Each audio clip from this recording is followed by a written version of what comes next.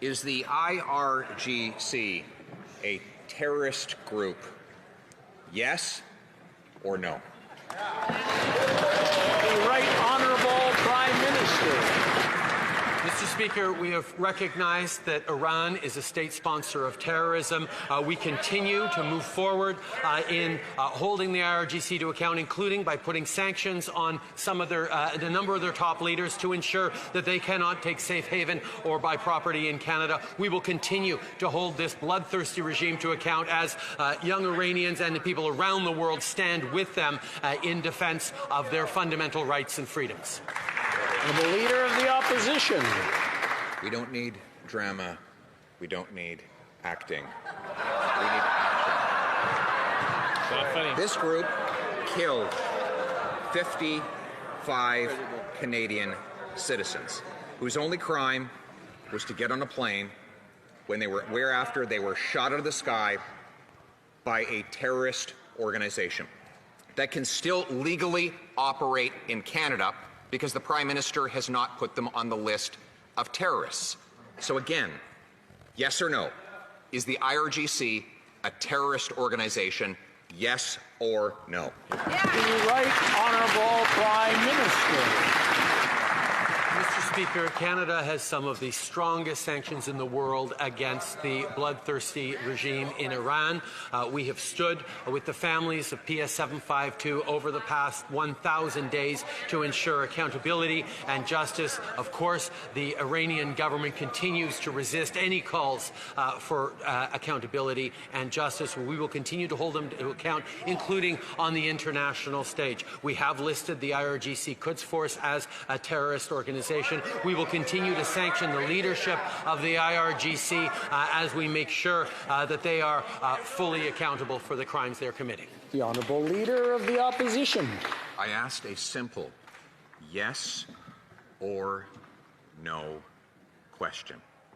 The Prime Minister has as his primary job to protect our citizens. 55 of them were murdered by this terrorist group which shot their plane out of the sky, a civilian aircraft. Does the Prime Minister believe that the group that fired that missile and killed our people is a terrorist group? Yes or no? The Right Honourable Prime Minister. Mr. Speaker, we have listed we have recognized that Iran is a state sponsor of terrorism.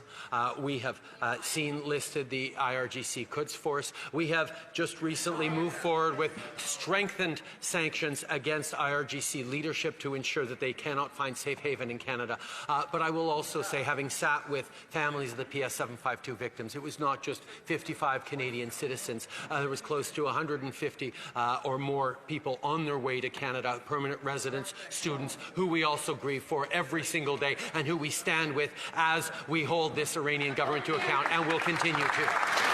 The Honourable Leader of the Opposition. I asked a simple yes or no question. The Prime Minister has had 1,001 days to think about the answer. His officials informed him that this group murdered our citizens. And yet, by failing to list the group as terrorist, he's allowing them to raise money, coordinate, plan, operate, and recruit right here on Canadian soil. They are not banned from doing any of those things. One last time. Will the Prime Minister show some respect and actually answer a question? Is this a terrorist group? Yes or no? The Right Honourable Prime Minister. We have clearly identified Iran as a state supporter of terrorism. We have moved forward with strong sanctions against the leadership and the responsible people in the IRGC to prevent them from benefiting from the crimes they commit or purchasing or holding property in Canada. We will continue to stand up in support of the Iranian people who are so bravely contesting and protesting against this bloodthirsty regime.